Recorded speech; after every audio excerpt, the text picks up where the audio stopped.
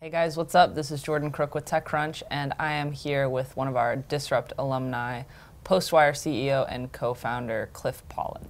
Hello. Hey, Jordan, great to be here. How are you doing? Good, really good. Awesome. So I often reach out to kind of our past Disrupt companies to see what's going on with them, especially as we wind into Disrupt New York in April. So first and foremost, why don't you tell people what Postwire is, just in case they missed Disrupt? Sure. So there's obviously a huge information explosion, and there's so much being done on the social side of organizing and sharing content. Whether that's Facebook, whether that's Instagram, whether that's Pinterest. And we looked at that from a professional side. How could people basically take content, create that same engaging visual experience, but make it private and personal? So that's our market, is really around private and personal sharing in really this sort of more professional side of it when it's one-to-one. Awesome, but maintaining that kind of beauty factor, right? It always has to be visually appealing. Yeah, so the basic sort of sharing tool right now for most of those professionals is email. So we think of Outlook, some people in Gmail, and it's really just sort of just ruins the whole thing. All of this work you put into content and trying to make it engaging. It's a pretty good way to make it pretty ugly and pretty hard to find when somebody's getting a couple of thousand emails over some period, a week, you know, so that's what it's been about. Awesome. So, you know, you launched in May 2012, Right. So it's been almost a year. Why don't you tell us about kind of what's happened since launch and now, and some growth, and I know that you guys launched an iPhone app. Yeah.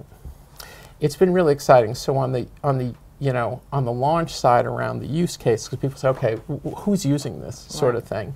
So if you think of the business side, one of the things that we've worked on is how to basically, marketers are creating content, right? They've become publishing houses, they're doing all their inbound marketing.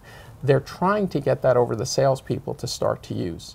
And so we now have marketers who are basically taking that content, organizing it in Postwire, giving it to their sales teams, and their sales teams are using it with their prospects.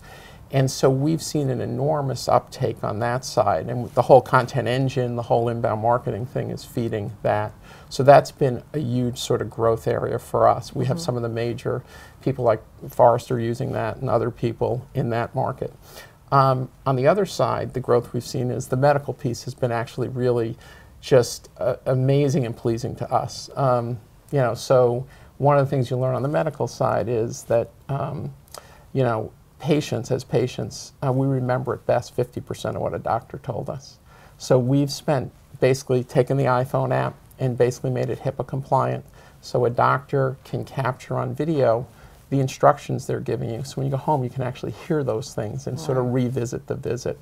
And then you just actually kind of implemented your business model in November and went from free to, is it subscription-based now? It's subscription-based, so it's a freemium model. So the free product is out there.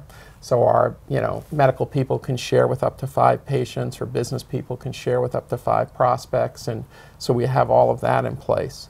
Put the paywall in, got about a 10% conversion, which we're really happy with.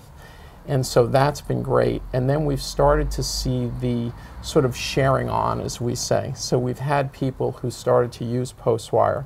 One is a company that has a huge partner network. So they're a sales company. They have an assessment tool. And they have 200 partners that are out giving that assessment to their clients.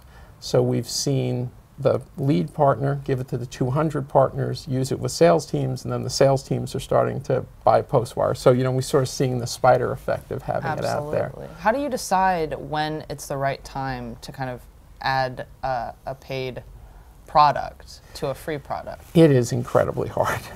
But I think what we focused on first was, did we feel like we had raving fans in that base? We were constantly surveying them with the question in our minds, off a lot of the lean stuff, if we took this product away, what would you say? Would you be supremely disappointed?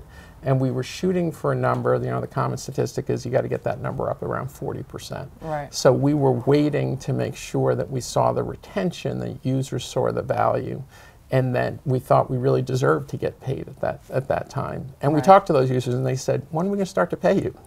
This has been great, but we know eventually this is not, sort of an advertising model, so they knew they were going to have to pay. Awesome. So, So how do you kind of feel that Disrupt shaped the way that your company has performed over the past, you know, what is it, 10 months? I mean, I know that you guys are going to raise around next quarter, right? So I mean, how does being on the Disrupt stage kind of add value to investors and so on and so forth? It's almost, you know, you want to use the priceless word. I think there was, so leading up, you know, we found out about 3 weeks before that we were a finalist. So first of all, there's that rallying point. There's the developers, we brought the whole team down. They wanted to spit and polish the product. They were going to stand up in front of people, you know, sort of their peers. They were going to be standing there talking about it for 3 days, and they wanted that. And then on the other side, it was getting ready, getting all your messaging down, listening to what wasn't working, you know, hearing all of the challenges. So all of those pieces, I think, were phenomenal. But second, I think it was just a badge of honor that we wore and we appreciated, but everybody else sort of respected that. Some people don't, you know, most people, a lot of people in our segment know TechCrunch. We do have people who don't. We have doctors who don't know TechCrunch. But when you describe it to them, you know, when they see it, and we linked out to the video, it's been an enormous source of both, you know, sort of, these guys are real, they know what they're doing, they're taking, you know, they're working fast, but they're, you know, we're being diligent about it, if you will. So it's carried so much, it's almost hard to bottle up how important it was to us, for the team, and then also for our clients and potential investors. That's amazing. Yeah. So what advice would you give? Because we've got, you know, a bunch of entrepreneurs coming into New York in the next couple months, and they're going to be doing the same exact thing, stepping up on stage, presenting their product and launching it out into the world. What advice would you give them? The first thing is be ready to have, you know, enjoy it. You know, remember this is an honor, so don't like get, you know, it's hard. You're going to have enough stress as you think about standing up in front of, you know, 2,000 people and unveiling your product there. It's so much fun that you really just need to take the experience away with you.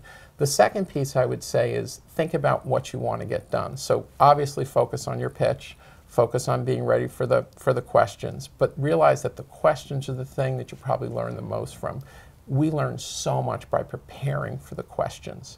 So that was a great sort of learning experience.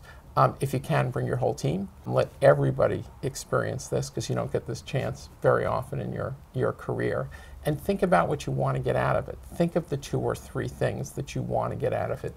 If you're trying to meet investors, try and think about how you're going to meet those investors, how you're going to follow up. You know, so some level of priority about what's important to you coming out, so that you're not trying to do everything, you know. Awesome. Yeah. Well, thank you so much for coming out. I really appreciate it, Cliff. Thank you. Thank you. All right, guys, that's it for Postwire.